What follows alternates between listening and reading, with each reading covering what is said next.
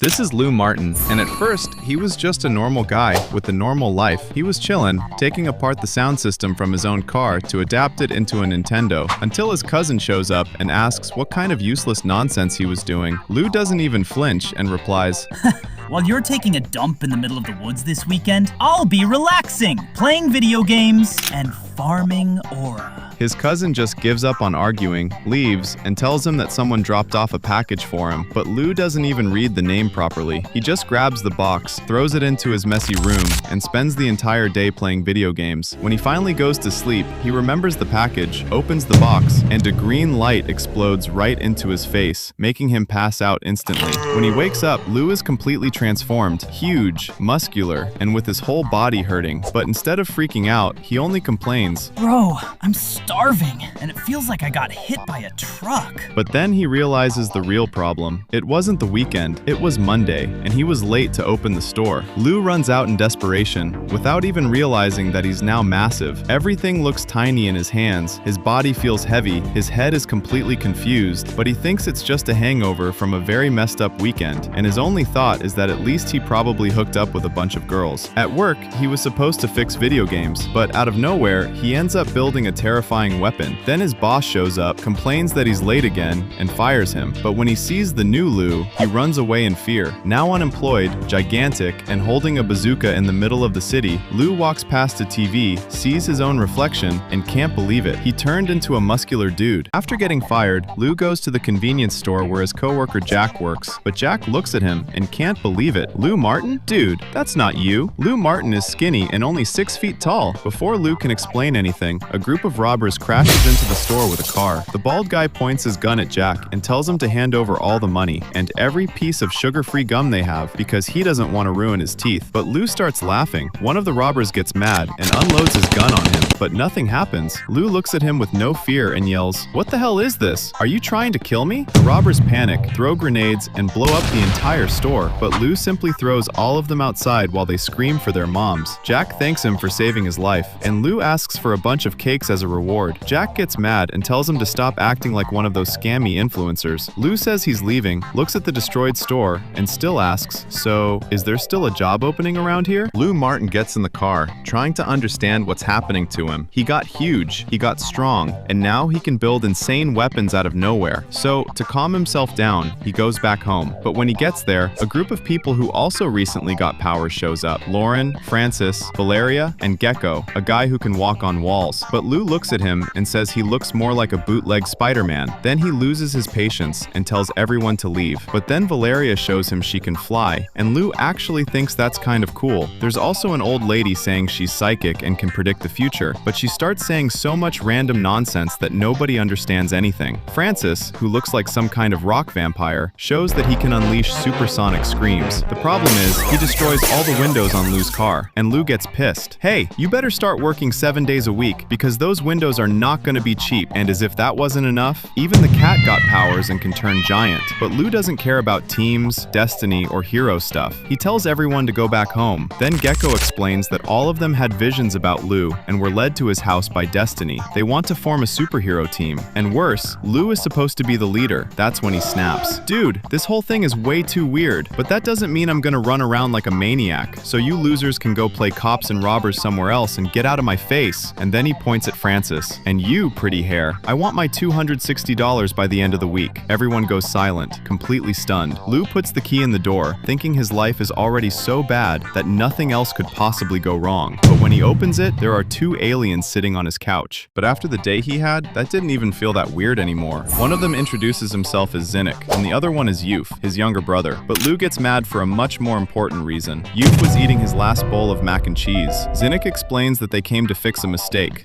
that turned Lou into that muscular human tank. Lou jumps up, yelling and asking if they were the ones who did this to him, and Zinnik immediately blames everything on Yuf, who just raises his hand and begs not to get hit. Then comes the most absurd explanation possible. They're college students from another planet, and they were researching human superheroes, so they picked a few people to receive the Extreme Enhancement Module. The problem is, Lou was never supposed to be chosen. The real target was Martin Lewis, a responsible teacher, a law student, and basically everything Lou wasn't. So yeah, he got powers because an alien alien couldn't read a list properly. Zinnik says they can still fix it, but they need to go to the lab. Lou asks why they don't just use teleportation, and Yuf says he sat on it. So they go to the so-called lab, which turns out to be the city dump. Lou already thinks he got scammed by Martians who escaped from a psych ward until Zinnik activates a control and an invisible spaceship appears in the middle of the trash. Zinnik sees the weapon Lou built at work and realizes it's an improvised electromagnetic pulse cannon. Lou doesn't believe it because to him, it was just a bunch of junk he slapped together while zoning out. But the aliens realize his body is somehow accessing a ridiculous level of intelligence without him even noticing. But turning Lou back to normal won't be simple. The module entered his body, changed him from the inside, and also turned him into a magnet for danger and other enhanced beings. Even so, Lou accepts the surgery. But while the anesthesia kicks in, the aliens start talking in another language, saying Lou will go back to being like millions of normal people on Earth, except those people are dead. Lou understands everything, wakes up instantly and yells, "Dead?" The surgery turns into chaos. He breaks the machines, realizes he can understand alien language, gets pissed because they wore his clothes and still tried to cut him open. Zinnik tries to explain that the module attached itself to Lou's heart, but then he starts shooting. Lou runs through the explosions, jumps out of the ship, grabs the weapon he created himself, and fires. The ship crashes back into the dump in flames. Yuf panics because their mom is going to kill them, and Lou only complains that he almost broke a tooth. When he gets back, a woman asks if he's going out or sleeping through the weekend, but our Chad just says he's done with trouble. Now tell me, is being super strong worth it if the price is becoming a magnet for chaos and danger? Now we see Lou Martin's working again. Somehow this guy managed to get his job back, but the peace doesn't last long because that group of weirdos who also got powers shows up again. Gecko tries to talk to him, but Lou immediately tells him to stop bothering him and even makes fun of the whole group. I don't want to play Justice League of Idiots with you freaks. The problem is, he was terrified of losing his job again, while his boss was watching everything with a very unhappy look. Lauren says she knows he's going to join them soon, and Lou replies, "Oh right, you can see the future, huh? I'm sure the betting people hate you." Francis complains that he's miserable and always makes fun of the good side of people, and Lou answers in the driest way possible. "We're in America. Do whatever you want." Then he kicks everyone out and ends the conversation right in their faces. Meanwhile, in a dark alley, a man is quickly surrounded by vandals. A skinny guy in a beanie pulls out a knife and asks if he knows why he's the only one on the street tonight. But the man pulls out a gun and replies, "Well, it's crime, isn't it?" Everyone gets terrified, but then we discover that Yuf survived. He shows up, joking that he had only just arrived on planet Earth and already caught a cold, and that where he comes from, that would mean quarantine. Right after that, he grabs a box and surrounds all the criminals with a kind of green energy. Sometime later, we see Yuf back on the ship, and then comes the reveal. Zinnik planned everything. The idea was to give powers to someone who could take down Lou, but Yuf, being Yuf, did absolutely no research. He simply chose random criminals. Zinnik is still alive, but he's basically in the same situation as Vilgax, 70% of his body destroyed. The difference is that Vilgax had an army. Zinnik only has a dumb and reckless brother. Yuf tries to explain himself, but Zinnik starts yelling that once he's whole again, his brother is going to see what happens. After a while, the criminals finally wake up transformed. The man with the gun becomes a kind of megamind who only speaks in an elegant and philosophical way. The skinny guy becomes even skinnier, now with sharp claws. The bald woman gets electric powers. The guy with glasses can manipulate matter, and the beautiful woman can change the weight of anything she touches. But suddenly, another criminal named Nunzio appears, also affected, asking if everyone else woke up wanting to beat someone up. Now we go back to the store. A man walks in, and Lou asks who he is. The answer? Martin Lewis, the real guy who was supposed to get the powers. Lou is shocked. His life could have been completely normal, but now it was already too late. He serves him quickly and gets ready to close the store until the villains show up. Lou looks at the group and says that a few weeks ago, they might have looked scary, but now they just look like a bunch of losers. Nunzio walks toward him. Lou keeps making fun of him until the monster throws a punch. But before he can get hit, Lou runs away so fast that only his cap and shoes are left behind. He starts crashing through walls and screaming for help. Nunzio tells him to have some shame and fight like a Superman. Meanwhile, the aliens watch everything on a big screen.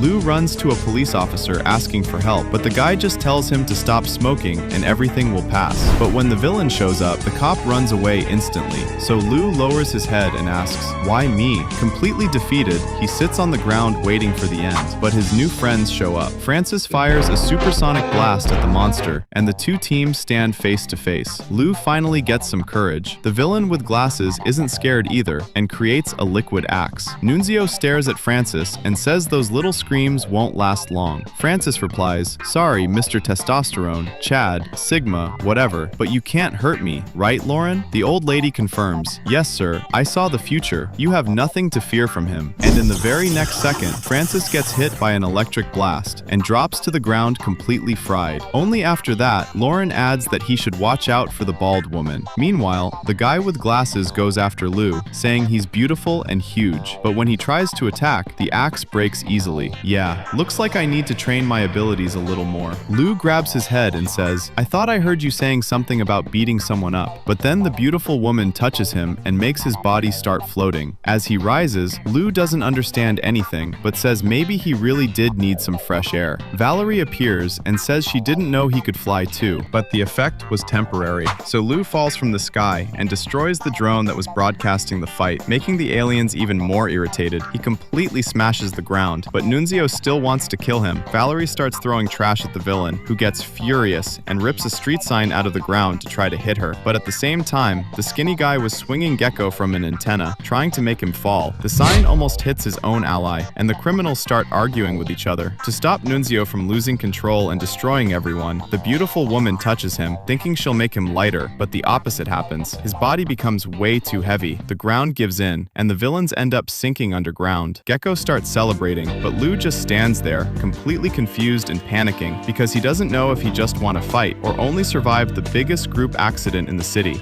By the way, this comic is called Major Bummer. It was originally published by DC Comics, and it only has 15 issues. In this video, I covered just the first 3 issues, so there's still a lot more chaos left. Do you want more episodes? If this video does well, I'll definitely bring the rest of the story.